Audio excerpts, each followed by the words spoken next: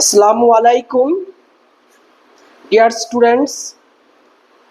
Today I have come up with an important topic. This topic is about sentence. You know that according to structure, sentence is of three kinds. They are simple sentence, complex sentence, and compound sentence. Bangla যাকে বলে সরল বাক্য, জটিল বাক্য, যৌগিক বাক্য। গঠন অনুসারে সেন্টেন্স তিন প্রকার। এখন আমি I will talk about this topic in detail. Simple sentence. Simple মানে তোমরা জানো সরল বাক্য। সিম্পল সেন্টেন্সে একটি মাত্র ক্লজ থাকবে, একটি মাত্র ইন্ডিপেন্ডেন্ট ক্লজ, একটি মাত্র ইন্ডিপেন্ডেন্ট ক্লজ থাকবে। ইন্ডিপেন্ডেন্ট ক্লজ থাকবে। একটা এক্সাম্পল দেই, তোমরা বুঝতে পারবে। আই বট এ কার, আমি একটা গাড়ি কিনলাম। Imported from Japan. In this sentence there is a subject, একটা সাবজেক্ট আছে, অ্যান্ড এটা আরেকটা ফাইনাইট ভার্ব। এটা হলো ফাইনাইট ভার্ব। ফাইনাইট ভার্বটা প্রেজেন্ট ফর্মে থাকতে পারে, পাস্ট ফর্মেও থাকতে পারে, প্রেজেন্ট ফর্মে থাকতে পারে। অ্যানাদার এক্সাম্পল দিয়ে তোমরা ক্লিয়ার হয়ে যাবে।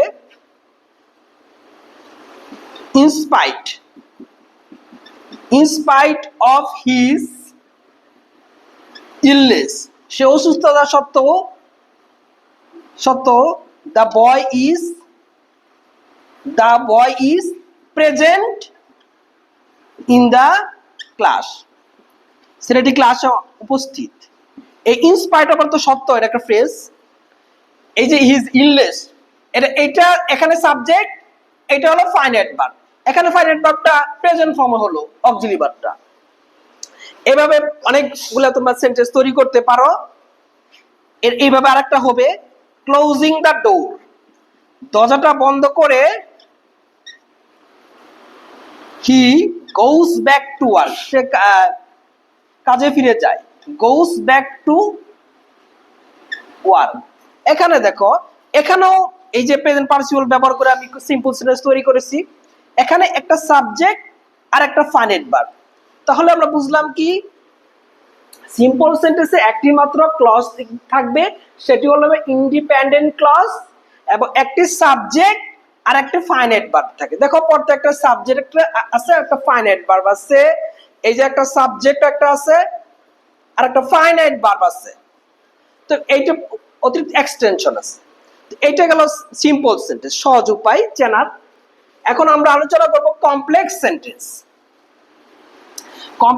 কমপ্লেক্স সেন্টেন্স তোমরা জানো, কমপ্লেক্স সেন্টেন্সে দুটি ক্লজ থাকবে। এই দুটি ক্লজ, একটি হলো সাবঅর্ডিনেট ক্লজ, একটা প্রিন্সিপাল ক্লজ। তাহলে আমরা আলোচনা করি। কমপ্লেক্স সেন্টেন্স মানে জটিল বাক্য, বাংলা যেটাকে বলে জটিল বা মিশ্র বাক্য তোমরা বলো। কমপ্লেক্স সেন্টেন্সে দুটি ক্লজ থাকবে, দুটি ক্লজ।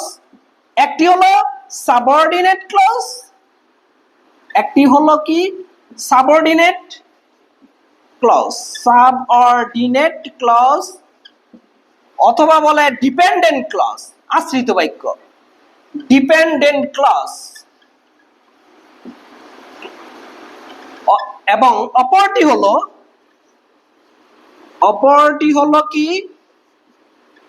অপরটি হলো principal clause.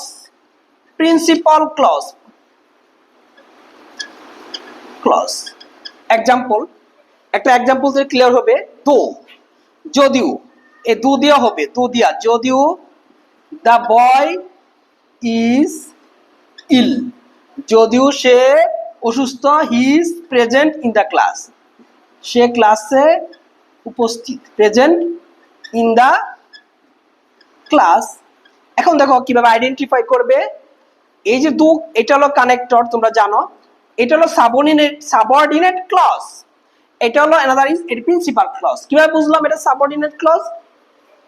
Subordinate clause cannot express complete meaning.